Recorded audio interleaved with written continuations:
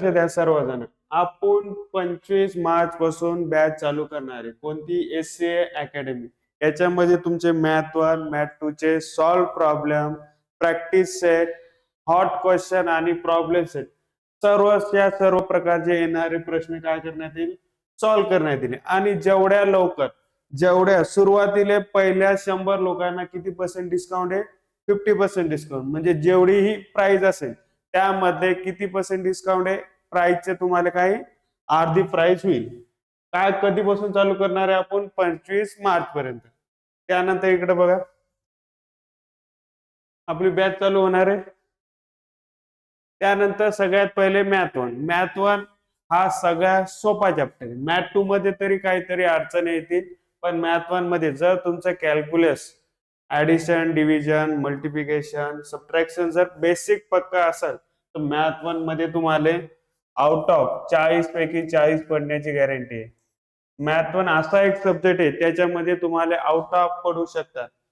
कमीत कमी तुम्हाला 35 ते 40 एवढे नेहमी पडणार आहेत. कारण की मॅथ 1 मध्ये फक्त आपलं काय बेसिक पाहिजे?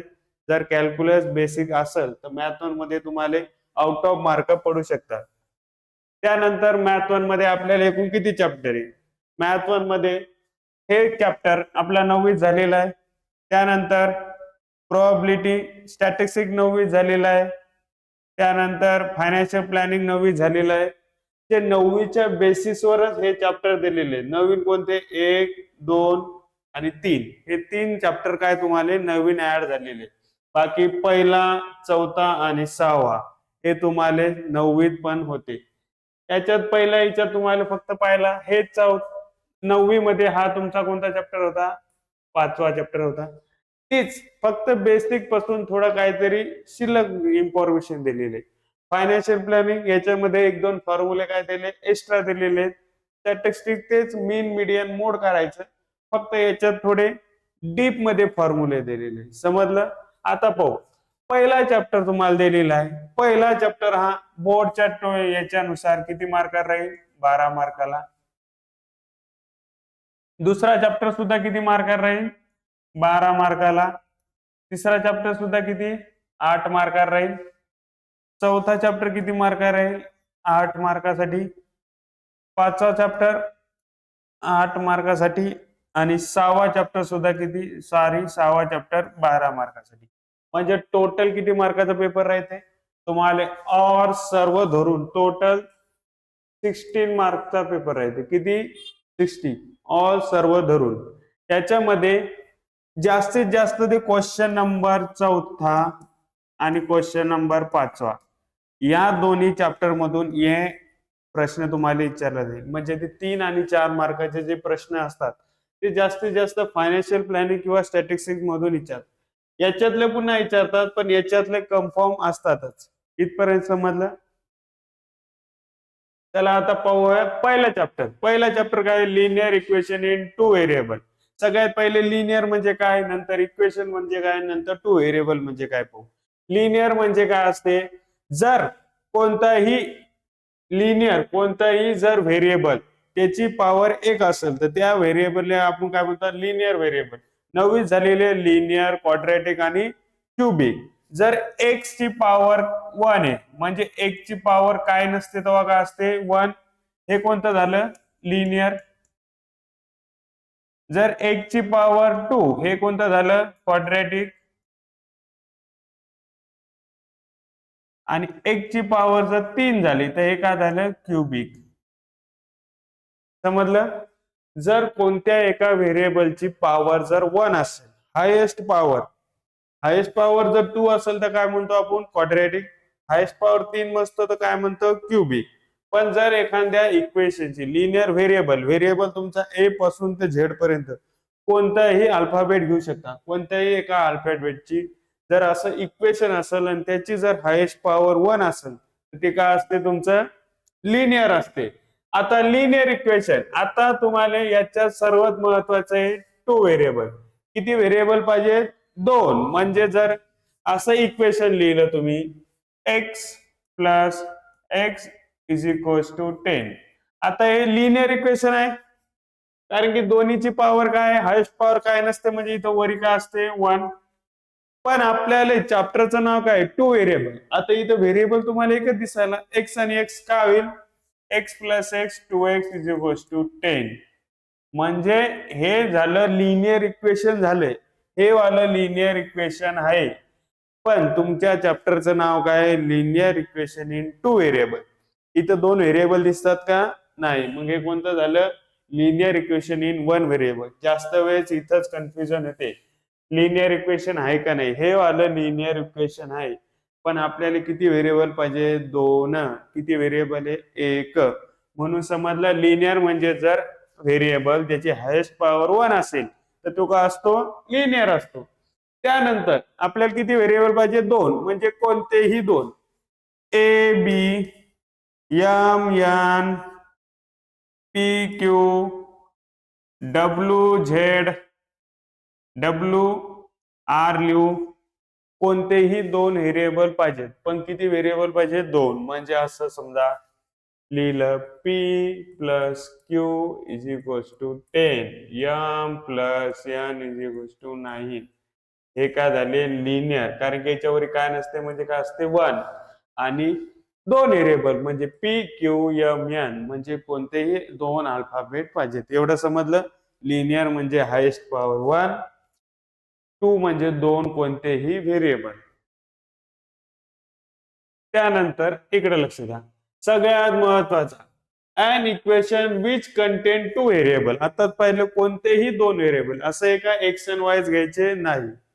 and the degree of each term containing variable is 1 is called linear equation in 2 variable. म्हणजे कोणत्याही इक्वेशनची डिग्री म्हणजे काय असते, हायेस्ट पॉवर. हायेस्ट पॉवर जर 1 असेल तर त्याला काय म्हणतात, लिनियर इक्वेशन. सगळ्यात महत्वाचा हा जनरल फॉर्म माहित असला पाहिजे. काय आहे, ax plus B Y plus C is equals to 0. हे काय आहे, जनरल फॉर्म. त्यातला ए आणि बी काय आहे, इकडे लक्षात घ्या, ए आणि बी, त्यातला a b c are real number. म्हणजे काय असतात, व्हेरिएबलच्या पुढचे जर नंबर असतात त्याला काय म्हणतो आपण, कोइफिशियंट. इथं दिलेलं नाही, तिथं A X plus B Y plus C is equals to 0. A B हे काय तर कोइफिशियंट,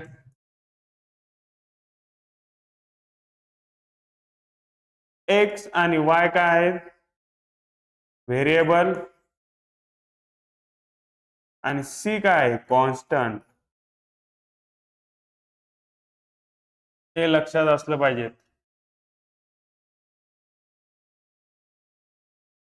जे व्हेरिएबलच्या समोरचे नंबर असतात ते तर रिअल नंबर असतातच, याच्यात दिलेप्रमाणे ए बी सी काय रिअल नंबर. पण जे व्हेरिएबलच्या समोर असतात त्याला काय म्हणतो आपण, कोइफिशियंट. आणि कोइफिशियंट नॉट इक्वल टू 0, कारण की कोणत्याही नंबरने जर 0 मल्टिप्लाय केलं तर ती टर्म काय होते 0. म्हणून व्हेरिएबलच्या समोरच्या काय म्हणतो आपण, कोइफिशियंट. जे एक्स आणि वाय किंवा एम एन जे व्हेरिएबल असतील त्याला काय म्हणतात, व्हेरिएबल. आणि जे उरलेला टर्म असेल ते काय राहते, तुमचा कॉन्स्टंट टर्म. समजलं. इकडे लक्ष द्या, सगळ्यात पहिले काय पाहिजे, A X plus B Y plus C is equal to 0. A मन आणि बी काय तुमचे कोइफिशियंट, एक्स आणि वाय काय व्हेरिएबल, आणि सी काय कॉन्स्टंट. जर कोणतंही इक्वेशन असेल आणि तुम्हाला विचारलं त्याला जनरल फॉर्म मध्ये कन्वर्ट करा. जनरल फॉर्म म्हणजे सर्वात पहिले काय पाहिजे, एक्स वाली टर्म पाहिजे, त्यानंतर कोणती पाहिजे, वाय वाली, त्यानंतर कॉन्स्टंट म्हणजे सी, कॉन्स्टंट टर्म पाहिजे. म्हणजे हे दिलेले. आता हे पहा तुम्ही कसं जनरल फॉर्म मध्ये कन्वर्ट केलं. सगळ्यात पहिले एक्स वाली टर्म 3x, त्यानंतर कोणती पाहिजे, वाय वाली टर्म. आता ही प्लस, इथं काय नसते प्लस होते, इकडे गेल्यावर काय होईल, -4y. आणि मायनसच्या इकडे गेल्यावर काय होईल, प्लस. आणि हे कशामध्ये कन्वर्ट झालं, जनरल फॉर्म मध्ये कन्वर्ट झालं. समजलं. जनरल फॉर्म म्हणजे काय, सर्वात पहिले कोणती टर्म पाहिजे, एक्स वाली, त्यानंतर कोणती टर्म पाहिजे, वाय वाली, आणि त्यानंतर कोणती पाहिजे, कॉन्स्टंट. सर्वात पहिले एक्स वाली, त्यानंतर वाय वाली, त्यानंतर कॉन्स्टंट. त्याला काय म्हणतात, जनरल फॉर्म. जनरल फॉर्म पाठ करायचा, A X plus B Y plus C is equal to 0. आता हे सगळ्यात पहिले हे पाहू. आता दिलेले इक्वेशन हे जनरल लिनियर इक्वेशन आहे का नाही विचारले. Is the equation is linear equation in two variable. किती व्हेरिएबल? Two variable. नुसतं लिनियर इक्वेशन विचारलं का? नाही. काय विचारलं? Linear equation in two variable. आता सगळ्यात पहिले am plus 3n is equal to 12 constant. जर इकडं 10 असला आणि -10 झाला तरी हे दोन्ही पुन्हा काय येतं? कॉन्स्टंट. तो कॉन्स्टंट पलीकडून गेला तरी आपल्याला फरक पडतो का? नाही. सगळ्यात पहिले काय व्हायचे? दोन व्हेरिएबल पाहायचे.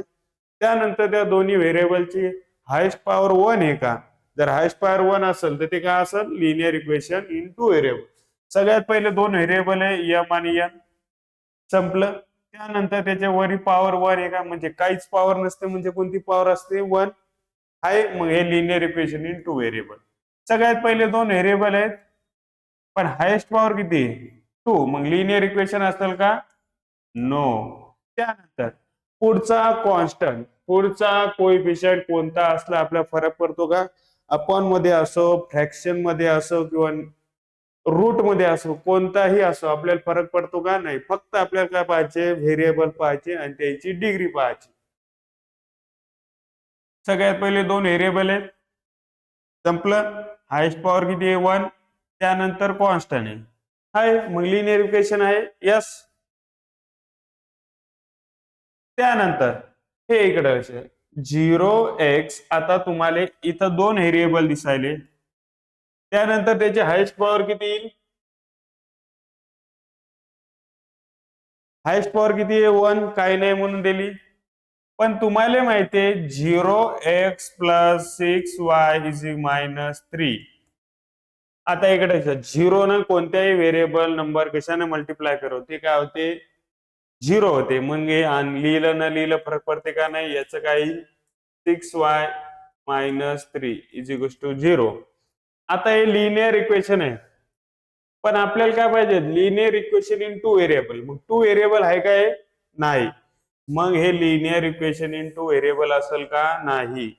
हे वालं जर एक्झाम मध्ये आलं, विचारलं लिनियर इक्वेशन आहे, लिनियर इक्वेशन आहे पण आपल्याला काय पाहिजे? Linear equation in two variable. Two variable आहे का? नाही. कारण की 0 ने त्या नंबरला मल्टिप्लाय केल्यावर काय होते? 0. मग काय असेल? नो. त्यानंतर तिसरं असं केलं असं. हे काय? y इंटू 0 काय येईल? 0. मग ही लिहिली ना लिहिली फरक पडते का? नाही. मग लिनियर इक्वेशन इंटू व्हेरिएबल आहे का? नाही. त्यानंतर हे वालं इकडे लक्ष द्या. जर तुम्ही असं शिकलेले आहात, जर कुठेही जर 10 ची पॉवर 1/10 असेल, याले का लिहिणार? 10 ची पॉवर -1. जर 1/10 ची पॉवर 2 असेल तर वरी काय लिहिणार? 10 ची पॉवर -2. इथपर्यंत समजलं? तसंच इथं काय? 1 ची पॉवर काय नाही म्हणजे काय असते? 1. इथं पुन्हा 1. वरी गेल्यावर काय येईल? +1 चं -1 म्हणजे इथं काय येईल? 4. 1 ची पॉवर -1 प्लस 5 y ची पॉवर -1 4. आता हे लिनियर इक्वेशन इंटू व्हेरिएबल आहे का? हाय डिग्री किती पाहिजे आपल्याला? 1. इथं आहे का? नाही. हायेस्ट डिग्री 1 पाहिजे. इथं किती आहे? -1. ते लिनियर इक्वेशन आहे का? नाही. मग काय असेल? नो. त्यानंतर हे तुम्हाला माहिती आहे पॉवर जर स्क्वेअर असेल तर त्या पॉवरची काय होते? ऍडिशन होते. मग इथं 1 आणि इथं 1 किती झाले? 2 झाले. मग लिनियर इक्वेशन टू व्हेरिएबल आहे का? No. Linear equation in two variable लक्षात ठेवण्यासाठी फक्त दोन व्हेरिएबल पाहायचे. आधी पाहायचे दोन व्हेरिएबल आहेत. दोन व्हेरिएबल दिसले. त्यानंतर त्याच्या पुढे कॉन्स्टंट असो, फ्रॅक्शन असो, रूट मध्ये नंबर असो, पॉइंट मध्ये असो, आपल्याला फरक पडतो का? नाही. फक्त व्हेरिएबल दोन पाहायचे आणि त्यांची हायेस्ट पॉवर 1 पाहायची. जर हायेस्ट पॉवर 1 असली तर काय असेल? मग linear equation in two variable. आणि जर एक याच्या समोर 0 असेल तर ते लिनियर इक्वेशन आहे पण दोन व्हेरिएबल आहे का? नाही. चला पुढचं पाहू आपण आता. आता linear equation in two variable solve करण्याच्या दोन मेथड येतात पण आपण सगळ्यात पहिले पहिली मेथड घेणार. दुसरी मेथड यूज करू शकतो पण नेहमी यूज होईल असं आहे का? जर मोठाले नंबर आले तर दुसरे मेथडने नेहमी सॉल्व्ह करता येईल का? नाही. म्हणून नेहमी आपण कोणत्या मेथडनं सॉल्व्ह करणार? पहिल्या. कोणत्या वाल्या? पहिल्या मेथडनं काय करणार? सॉल्व्ह करणार. आता चला लिनियर इक्वेशन, एक लिनियर इक्वेशन सॉल्व्ह करून पाहू. सगळ्यात पहिले जनरल फॉर्म मध्ये आहे का? जनरल फॉर्म काय आहे तुमचा? ax plus by plus c is equals to 0. हे काय जनरल फॉर्म कशाचा? लिनियर इक्वेशनचा.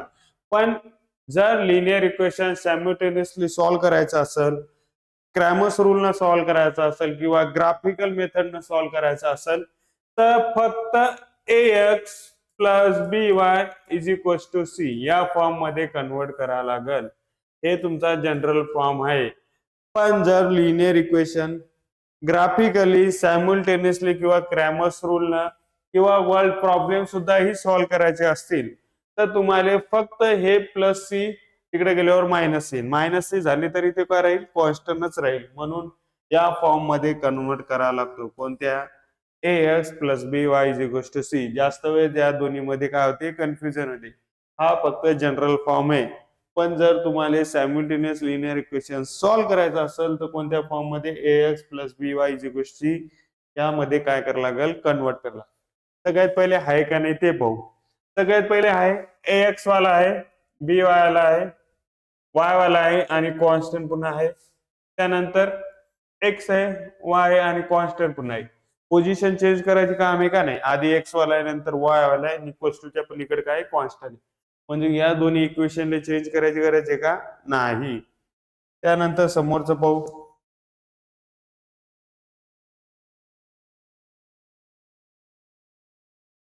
सगळ्यात पहिले आता घेऊ आपण इथं सॉल्व्ह करण्यापेक्षा इकडे सॉल्व्ह करून पाहू. 5x plus 3y is equal to 9. 5x plus 3y is equal to 9.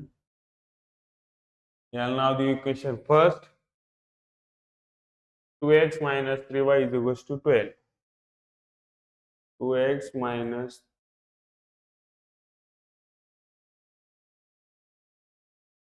3y is equals to 12.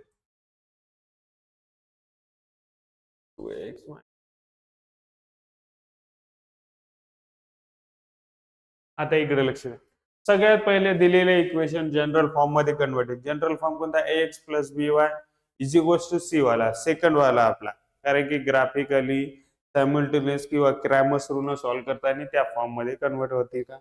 करावं लागेल. सगळ्यात पहिले लिहिलं x वाला आधी, y वाला कॉन्स्टंट नंतर. x वाला आधी, y वाला कॉन्स्टंट नंतर. सगळ्यात पहिले काय पाहायचं? दिलेल्या इक्वेशन मध्ये कोणत्या तरी एका व्हेरिएबलच्या पुढचा कोइफिशियंट दोन्ही इक्वेशनचा काय करावा लागतो? सेम करावा लागतो. एक तर एकच्या पुढचा किती आहे? 5. या एकच्या पुढे किती आहे? 2. एक तर एक्स वाले कोइफिशियंट सेम करावे लागतील किंवा दोन्ही इक्वेशनचे y वाले कोइफिशियंट सेम करावे लागतील. याच्या पुढे 3 आहे, याच्या पुढे 3 आहे.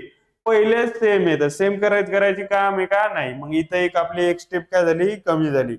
सगळ्यात पहिले काय पाहायचं? कोणत्या तरी एका व्हेरिएबलचे पुढचे कोइफिशियंट. कोइफिशियंट म्हणजे रिअल नंबर म्हणजे कॉन्स्टंट नंबर काय करावे लागतात? सेम करावे लागते. एकच्या पुढे 5 आहे, एकच्या पुढे 2 आहे, इथं वायच्या पुढे 3 आहे, वायच्या पुढे 3 आहे. म्हणजे इथं आधीच दोन्ही याचे काय आहेत? सेम आहेत.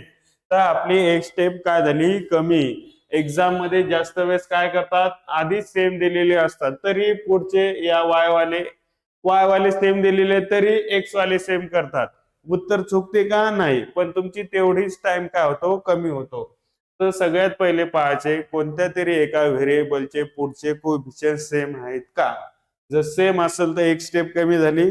त्यानंतर ज्याचे सेम आहेत त्याच्या पुढे साइन पाहायचं. ज्याचे सेम आहेत 3y आणि 3y सेम आहेत. त्यानंतर ज्याचे सेम आहे त्याचे साइन पाहिजे. ज्याचे सेम आहे त्याचे साइनचं काय करायचं आहे का आपल्याला? नाही. ज्याचे सेम आहे त्याच्या पुढे साइन पाहायचे. ज्याचे सेम आहे त्याच्या पुढे काय? प्लस आणि मायनस. सगळ्यात पहिले इथं कन्फ्युजन होते. जर लिनियर इक्वेशन मध्ये ज्या व्हेरिएबलचे कोएफिशियंट सेम केले त्याच्या पुढचे साइन पाहायचे. जर दोन्हीच्या पुढे सेम साइन असेल प्लस प्लस किंवा मायनस मायनस तर अशा वेळेस दोन्हीचं काय करणार? सबट्रॅक्शन.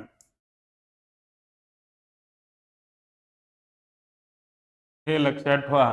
जर ज्याचे कोएफिशियंट सेम केले त्याच्या पुढे जर सेम साइन असतील एक तर प्लस प्लस किंवा मायनस मायनस इथं तर काय करायचं सबट्रॅक्शन. आणि जर दोन्हीच्या पुढे प्लस मायनस असेल किंवा मायनस प्लस असेल म्हणजे डिफरंट साइन असतील तर काय होते दोन्हीचं ऍडिशन. दोन्हीत फरक कळा जास्त इथंच कन्फ्युजन होते.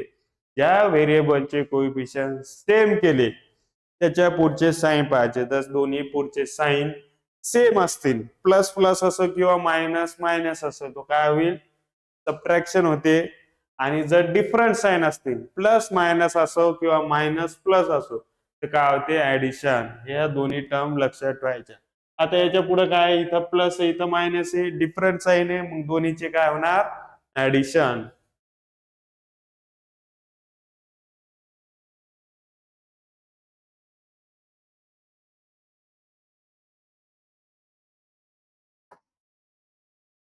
आता समजलं ऍडिशन काऊन केली दोघांची आपण. इकडे लक्ष दोघांची काऊन ऍडिशन केली जर डिफरंट साइन असलं तर काय होणार addition. Adding first and second हे वरचे इक्वेशन ऍज इट इज लिहिणार आपण.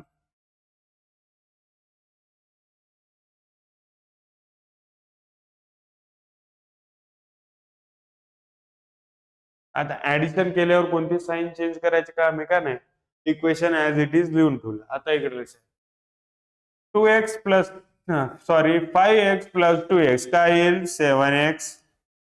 3 मधून 3 गेले 0 आणि बाजूला व्हेरिएबल आहे y म्हणजे 3y मधून 3y गेले 0. 0 लिहायचं काम आहे का नाही इज इक्वल टू 9 प्लस 12 दोन्हीच्या पुढे काय साइन नाही म्हणजे काय असते प्लस. प्लस प्लस काय होते प्लस होते.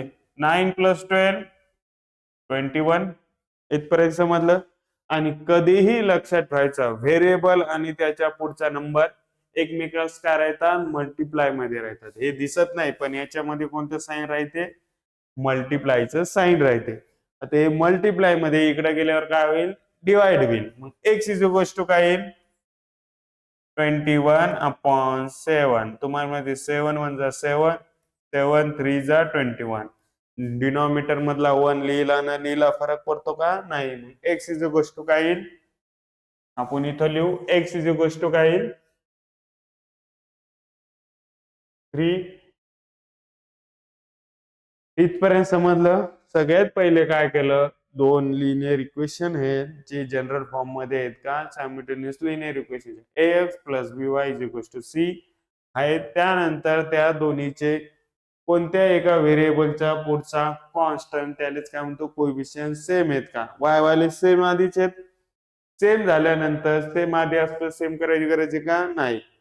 त्यानंतर त्या पुढचे साइन पाहिजे तर डिफरंट साइन असलं काय करतो ऍडिशन आणि सेम साइन असलं काय करणार सबट्रॅक्शन. त्यानंतर आपण काय केलं हे दोन्ही काय होतील cancel. 5x plus 2x 7x 9 plus 12 21 हे 7 मल्टिप्लायचं इकडे गेलं डिवाइड 7 1 जा 7 7 3 जा 21. आता ही व्हॅल्यू या दोन्ही पैकी कोणत्या इक्वेशन मध्ये सबस्टिट्यूट करा उत्तर काय येईल सारखंच येईल.